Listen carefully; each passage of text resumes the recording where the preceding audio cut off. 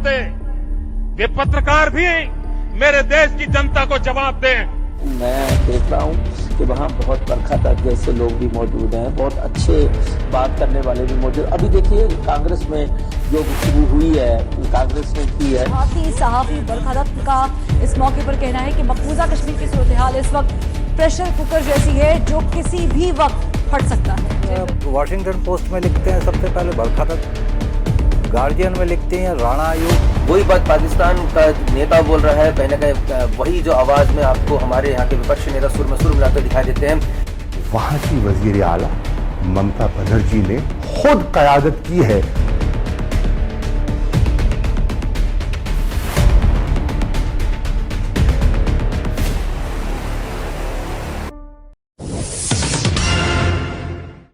कभी कभी आपने सोचा है कि क्यों विदेशी जो लोग हैं वो भारत की तरक्की से चिढ़ते हैं? क्यों ऐसा होता है कि जब हमारा देश तरक्की कर रहा होता है या हम कुछ बेहतर कर रहे होते हैं तो सबसे ज्यादा छटपटाहट जो है वो हमारे दुश्मन मुल्कों में होती है? लेकिन कभी कभी इससे ज्यादा हैरान कर देने वाली बात यह है कि उनकी भाषा कभी कभी हमारा जो विपक्ष है, अपोजिशन है, वो भी बोलता जाता है। उनकी भाषा भी वैसी ही रहती है। आप समझ गए होंगे मैं किन दलों और किन पार्टियों और किन नेताओं की बात कर रहा हूं। आज उन्हें बेनकाब करेंगे। नमस्कार, बहुत बहुत स्वागत है इंडिया फर्स्ट के खास प्रोग्राम पॉलिटिक्स फर्स्ट में। और एक बार फिर बिना कुछ देरी करे मैं आमंत्रित करूंगा हमारे खास गेस्ट, वरिष्ठ पत्रकार और राजनीतिक विश्लेषक के अग्निहोत्री जी को। अग्निहोत्री जी, आपका बहुत बहुत स्वागत है। सर, क्या वजह है कि जब भारत तरक्की करता है या हम उठने की कोशिश करते हैं, एक तरफ हमें कहते हैं हम सोने की चिड़िया थे, एक तरफ हम कहते हैं कि हमारी सबसे बड़ी एग्रो इकोनॉमी है, एक तरफ हमारे यहाँ प्रचुर प्राकृतिक भंडार मौजूद हैं। जब इतना तादाद में हम इतनी सारी चीज़ों को लेकर चलेंगे और विश्व की टॉप 3 जो फौज हमारे पास मौजूद होगी, तो हम क्यों नहीं तरक्की करें? अगर उस तरक्की से हम आगे बढ़ते हैं तो हमेशा हमारी वो गंदगी को ही क्यों दिखाया जाता है? क्या वो गंदगी अमेरिका में नहीं है? क्या वो गंदगी चाइना में नहीं है? क्या वो गंदगी पाकिस्तान में नहीं है? तो सिर्फ हमें को फॉरेन मीडिया टारगेट क्यों करता है? उसका कारण यह है आशुतोष की अभी हाल फिलहाल में जब से मोदी गवर्नमेंट आई है 2014 के बाद, तो जिस तरह की नीतियां बदली हैं, भारत की विदेश नीति में बहुत बड़ा परिवर्तन, ड्रास्टिक चेंज आप देख रहे होंगे।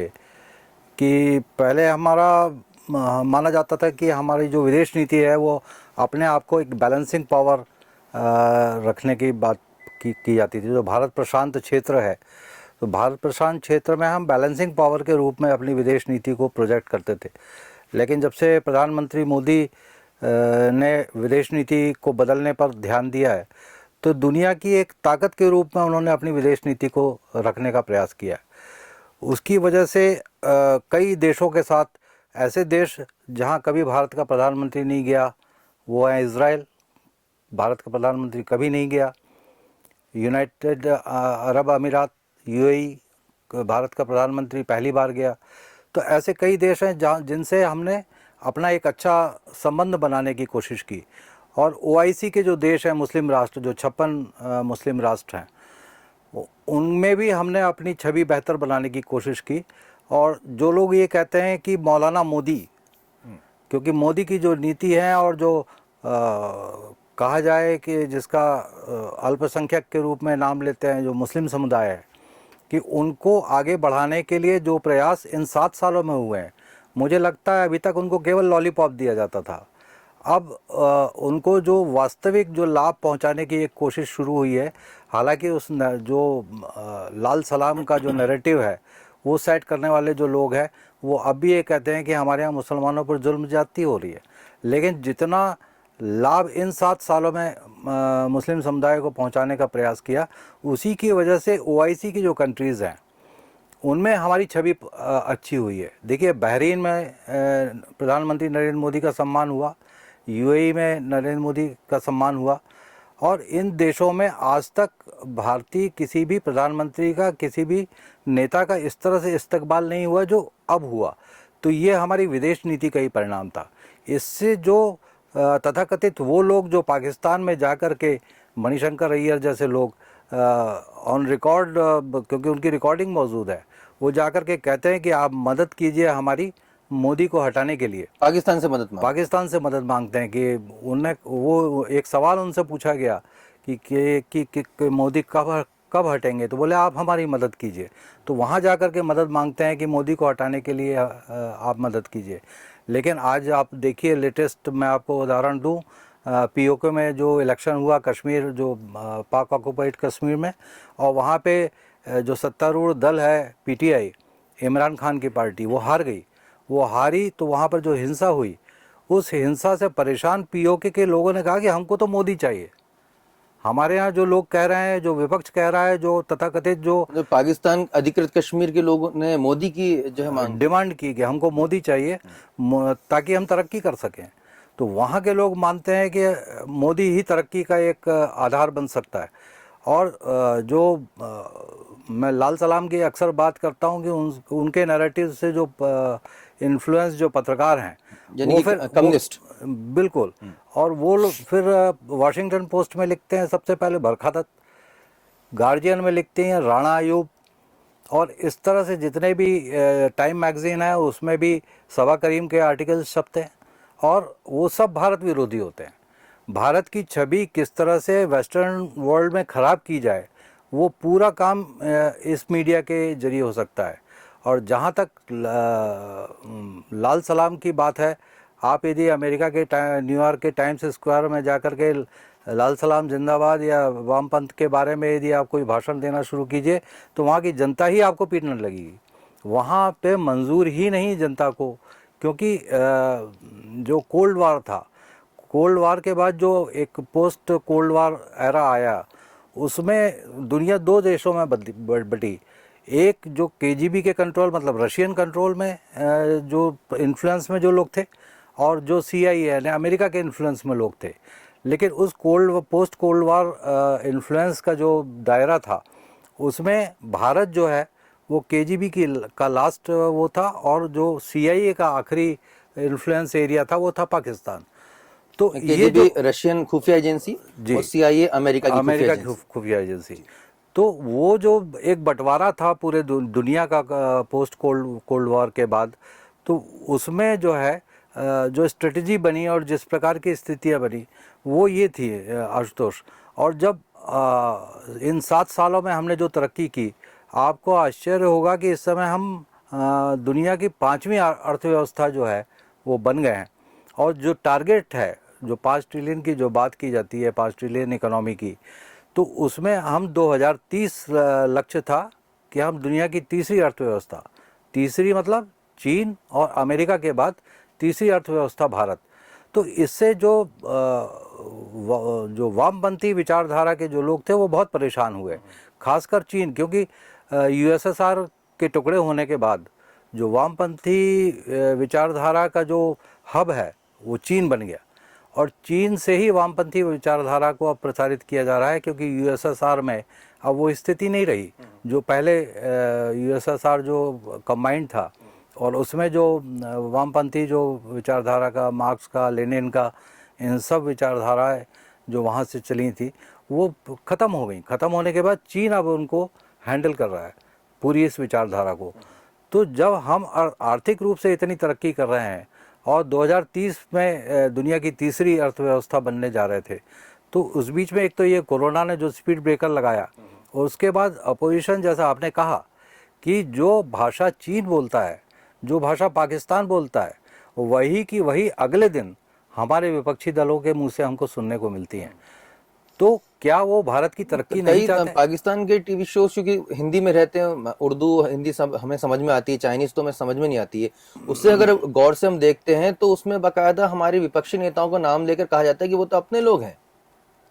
खुलेआम बोलते हैं कि वो तो हमारे अपने लोग हैं, और उनकी अगर वो जीतते हैं तो वो खुशियां मनाते हैं, अगर इलेक्शन में जीतते हैं तो खुशियां मनाते हैं, और अगर कोई सैफरन अगर पार्टी जीतती है या राष्ट्रवादी पार्टी तथाकथित जीतती है तो उसका वो लोग मलाल मनाते हैं। नहीं तो आप देखिए कि कश्मीर पर राहुल गांधी जो बयान देते हैं, या कश्मीर की जो परिस्थिति 370 की बात कर रहे हैं, 370 जब हटा, जब राहुल गांधी के जो बयान आए, उस बयान को पाकिस्तान ने अपने उस डोजियर में शामिल किया जो उन्होंने यूएन को भेजा। यूनाइटेड नेशन को जो पाकिस्तान डोजियर भेजता है, उसमें हमारे कांग्रेस के जो उस समय कार्यकारी अध्यक्ष थे और बड़े नेता राहुल गांधी, उनके बयान को वो डोजियर में शामिल करता है, एक आधार बनाता है। तो आप क्यों भारत की तरक्की से जलते हैं। यदि भारत की तरक्की हो रही है, देखिए एक राजनीति एक अलग बात है, जो अपने इंटरनल जो राजनीति है वो एक अलग चीज़ है, सत्ता पाने का एक जरिया है। लेकिन आप भारत का विरोध करके, देश का विरोध करके आप अपनी राजनीति को कैसे चमका सकते हैं, ये तो एक बड़े आश्चर्य का विषय है। एक और महत्वपूर्ण बात सर कि हमारे जो अपोजिशन के जो नेता हैं वो विदेशी मीडिया को कोट करके कहते हैं कि देखिए उसमें वहां पर छपा है, वो छपा है तो बिल्कुल सही छपा है, इसमें कोई दूसरा प्रश्न है ही नहीं। और भारत का जो मीडिया है वो तो गोदी मीडिया है, वो बिक चुका है। आप देखिए ना, सुप्रीम कोर्ट जिस राफेल के मुद्दे को लेकर के सुप्रीम कोर्ट क्लीन चिट देता है, उस पर हमारे नेता कहते हैं कि साहब जो राफेल पर फ्रांस में जो इंक्वायरी चालू हुई है वो ज़्यादा ऑथेंटिक है, और जो हमारा सुप्रीम कोर्ट जो वर्डिक्ट दे रहा है उसके लिए वो कह रहे हैं कि आपने तो, सरकार ने जज को जो है ब्लैकमेल कर लिया और ब्लैकमेल करके वर्डिक्ट लिखवाया। तो ये तो बड़ी हास्यास्पद बात है। जो न्यायिक व्यवस्था पर हमारे देश को पूरा भरोसा है और देश का हर नागरिक जो है न्यायपालिका पर भरोसा करता है, लेकिन फ्रांस में यदि दो शब्द इस तरह के छप गए कि वहाँ एक कमेटी का गठन हुआ है जो राफेल डील की छानबीन करेगा, तो उसको हमारा विपक्ष ज़्यादा ऑथेंटिक मानता है और अपने सुप्रीम कोर्ट को के कहने पर भरोसा नहीं करता। यानी कि हमारी जो संवैधानिक संस्था है, अगर उन पर ही हमारे विपक्ष को अगर भरोसा नहीं है सर, तो ये तो चिंताजनक पहलू है। इससे तो अराजकता फैलेगी और वो अपने विचारधारा को अपने कार्यकर्ताओं तक जब पहुंचाएंगे तो देश का कितना बड़ा जो हिस्सा है वो हमारी देश की जो संस्थाएं, चाहे हमारी संसद भवन हो, चाहे हमारे सुप्रीम कोर्ट हो, जिसका निर्णय को, जिसकी चर्चा को बिल्कुल अंतिम माना जाता है, अगर उसी पे प्रश्न चिन्ह उठने लग जाएंगे तो देश कैसे चलेगा? सभी अपनी अपनी मर्जी करेंगे। बिल्कुल, और यही मैं कह रहा हूँ कि जो अपोजिशन जिस तरह का राजनीति अब इस समय हो रही है आशुतोष, जो भारत के खिलाफ हो रही है, भारत के कॉस्ट पे हो रही है, मतलब देश के कॉस्ट पे हो रही है, तो ये जो राजनीति का तरीका है, मुझे लगता है कि जनता ये सब समझती है। ऐसा नहीं कि जनता समझती नहीं कि आप क्या कर रहे हैं।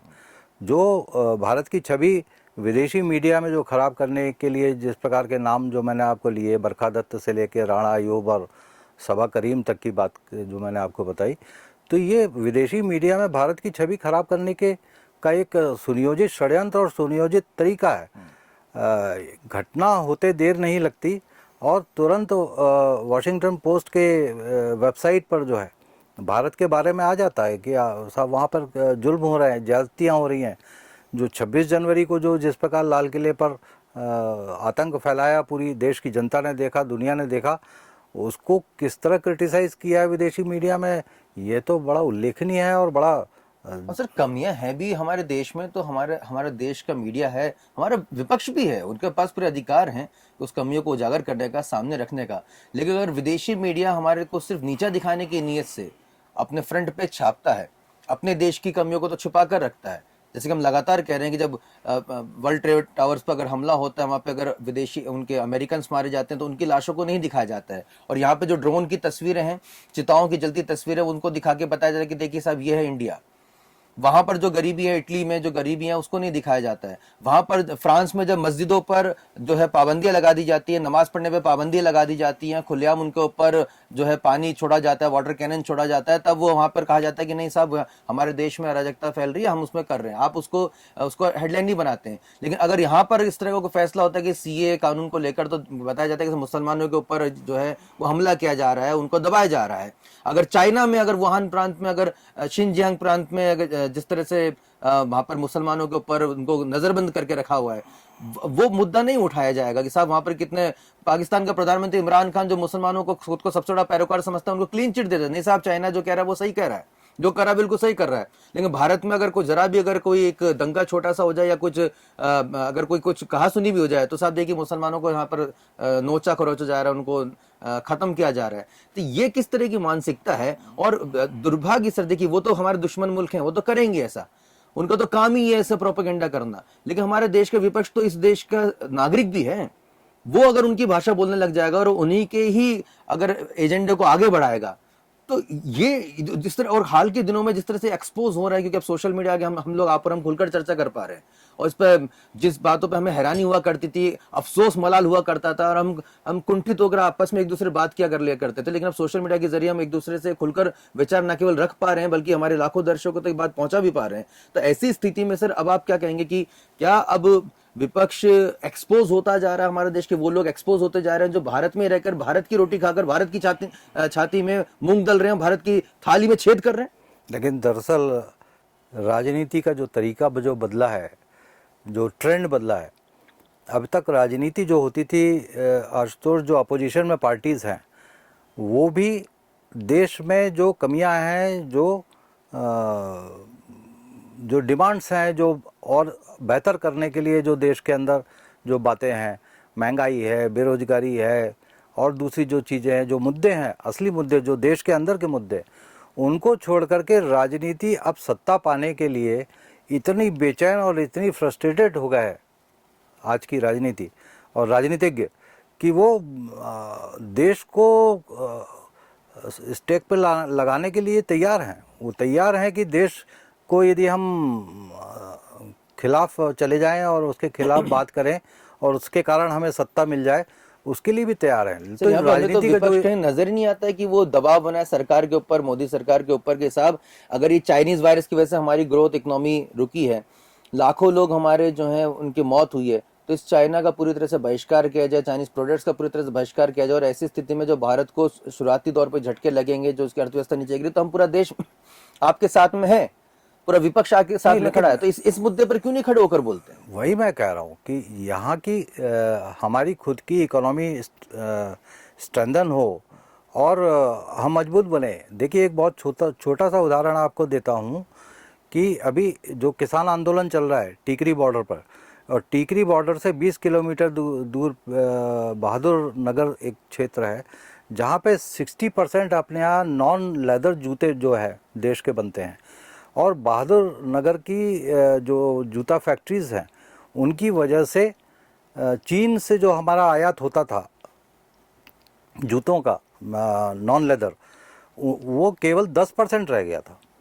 यानी 90% जो ज़रूरत है इस देश की वो हम वहाँ की फैक्ट्रियों से करते थे। लेकिन अब टीकरी बॉर्डर चूँकि सील हो गया है तो ना तो उनका प्रोडक्ट वहाँ जा पा रहा है, ना उनको मज़दूर मिल पा रहे हैं काम करने के लिए, क्योंकि आवक जावक जो है वो बहुत, जो 1.5 घंटे का रास्ता सामान ले जाने के लिए था बहादुर नगर से और दिल्ली तक, वो अब 9 से 10 घंटे में बदल गया है।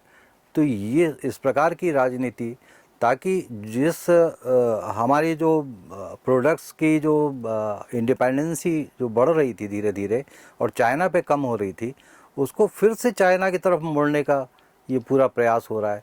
जिस प्रकार के आंदोलन किए जा रहे हैं, आंदोलन करना हक है, आवाज़ उठाना हक है, लेकिन देश की कीमत पे आप आंदोलन करेंगे, ये तो बहुत खतरनाक बात है। बहुत खतरनाक बात है, और बहुत ही महत्वपूर्ण बात इस चर्चा में निकल कर आ रही है कि कहीं ना कहीं हमारा जो अब ये सामने आ रही चीज़ें, देखिए जो भी हम बात बोल रहे हैं वो सब तमाम आप टीवी चैनल्स में, इंटरनेट मीडिया पे, सोशल मीडिया पे अगर आप सर्च करेंगे तो आपको सब दिखाई दे जाएगा कि अगर वही बात पाकिस्तान का नेता बोल रहा है, कहीं ना कहीं वही जो आवाज़ में आपको हमारे यहाँ के विपक्षी नेता सुर में सुर मिलाते हुए दिखाई देते हैं।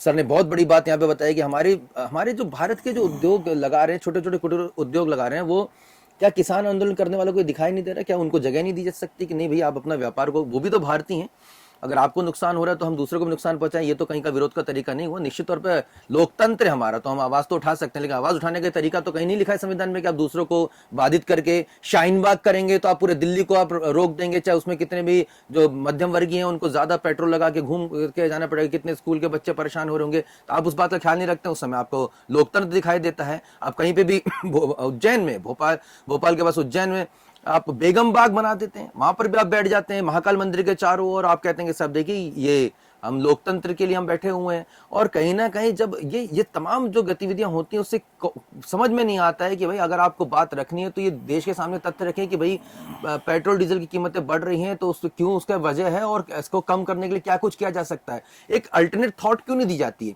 एक सुझाव क्यों नहीं आता है कि हमारे देश का जो नेता है वो ये नहीं कर रहे हैं, यहाँ पर ये गड़बड़ी हो रही है। और अगर विपक्ष में अगर दूसरी सबसे बड़ी पार्टी हम कांग्रेस पार्टी को माने, तो अगर वो उनके द्वारा शासित राज्यों में वो मॉडल अगर वो स्थापित करके दिखाए कि देखिए साहब केंद्र की सरकार ये गलत कर रही है, लेकिन हमारे छत्तीसगढ़ में, हमारे राजस्थान में, हमारे महाराष्ट्र में, हमारे पंजाब में, जहां पे कांग्रेस की गवर्नमेंट है, वहां पर ये देखिए किस तरह हमने सब कुछ कम करके दिखाया। पेट्रोल की कीमत भी कम हो गई, डीजल की कीमत भी कम हो गई है, और हम देखिए हम देश के साथ खड़े हुए हैं। तो एक अच्छा एक यहाँ पर पॉजिटिव मैसेज आएगा कि हमारा देश, विपक्ष हो चाहे पक्ष हो या विपक्ष हो, भारत को आगे ले जाने के लिए लगातार कोशिश कर रहे हैं, और देश पे स्वतंत्र है हमारे नागरिक, भाई ये बेहतर काम कर रहे हैं, हम उनको वोट देंगे। लेकिन ऐसा नहीं हो रहा है।